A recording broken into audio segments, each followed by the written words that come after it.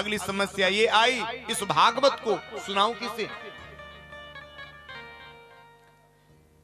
विचार किया, इस भागवत को सुनने वाला केवल एक ही शिष्य है, वो है सुखदेव। लेकिन सुखदेव आएगा कैसे? अरे वो तो निर्गुण ब्रह्म की समाधि में बैठा हुआ है, सुखदेव आएगा कैसे?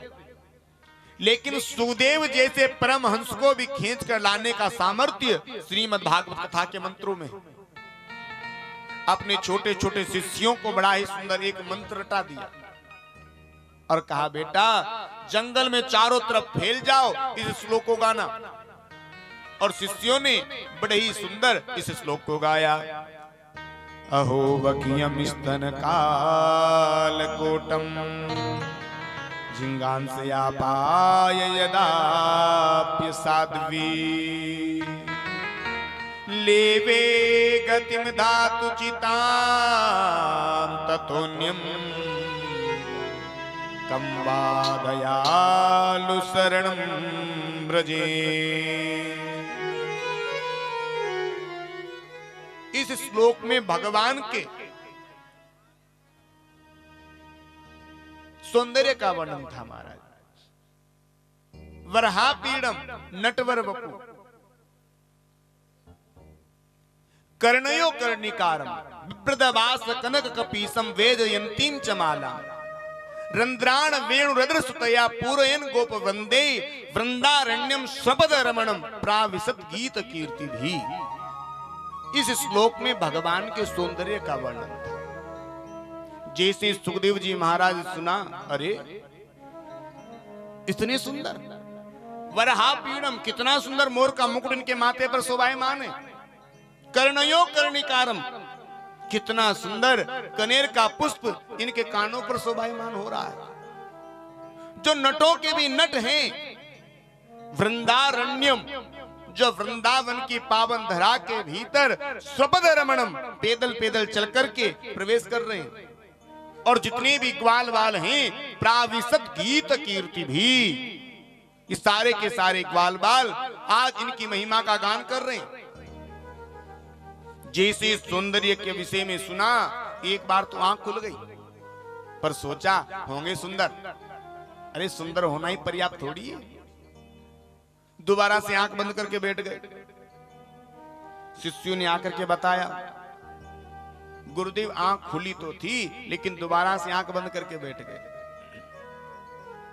इस बार व्यास जी ने दूसरा श्लोक रटाया और कहा, बेटा इस श्लोक को उसी के पास जाकर के गाना, मुझे विश्वास है निश्चित रूप से उसके जीवन में परिवर्तन आएगा। और दूसरा श्लोक गाया, अहो वकीम स्तन काल कूटम जिंगांसयापाय यदाप्य साध्वी लेवे गतिम धातु चितां ततोन्यम कम्बा दयालु शरणं ब्रजे। इस श्लोक में भगवान की करुणा का वर्णन था। ओहो देखो तो सही, अहो बकीयम, इस बकी को, बकी कौन? बकासुर की बहन पूतना, स्तन कालकूटम, जो अपने स्तनों पर कालकूट नामक विष लगा करके भगवान को मारने के लिए आई। और आज भगवान ने इस पूतना को कौन सी गति प्रदान करी? लेवे गतिम धातु चितां ततोन्यम, जो गति मैया यशोदा को सैकड़ों वर्षों के बाद मिलने वाली थी, वही गति आज भगवान ने सहजता से पूतना को प्रदान कर दी। इतने में तो महाराज सुखदेव जी की आंख खुल गई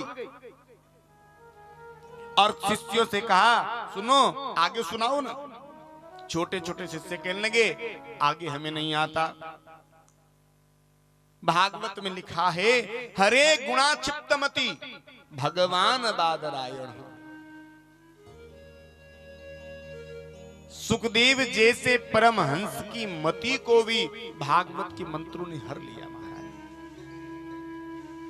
छोटे छोटे ऋषि कुमार कहने लगे, आगे सुनना है तो हमारे गुरुदेव के पास चलो, ऐसे बहुत सारे श्लोक हैं। आगे आगे शिष्य चले जा रहे हैं और पीछे पीछे दिगंबर भेषधारी श्री सुखदेव जी महाराज चले जा रहे हैं। जैसे ही व्यास जी के चरणों में पहुंचे, अरे ये तो मेरे पिता हैं। उसी समय जाकर के पिता के चरण पकड़ लिए, कहने लगे पिताजी मुझे भागवत पढ़ाओ, पिताजी मुझे भागवत सुनाओ। व्यास जी ने विचार किया, भागवत पढ़ने का अधिकारी मैं जानता हूं मेरा पुत्र सुखदेव है, लेकिन यदि मैं इसकी तारीफ करूंगा तो दुनिया के लोग कहेंगे बताओ अपने बेटे की स्वयं प्रशंसा करते हैं। लेकिन जनक यदि एक बार यूं कह दे कि भागवत पढ़ने का अधिकारी सुखदेव है, तो फिर पूरी दुनिया वाले मान ले।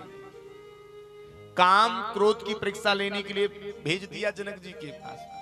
कहा मेरा बेटा सुखदेव आ रहा है, इसकी काम की और क्रोध की परीक्षा ले लेना।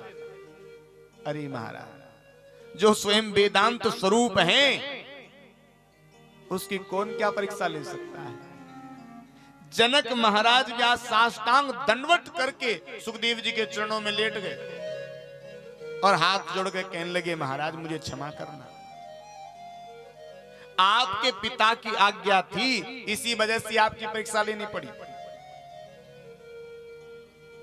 सुखदेव जी लौट करके आए और पिताजी के पास पहुंचे, बड़ा ही सुंदर इस भागवत का अध्ययन किया और भागवत का अध्ययन करके पुनः जंगल में लौट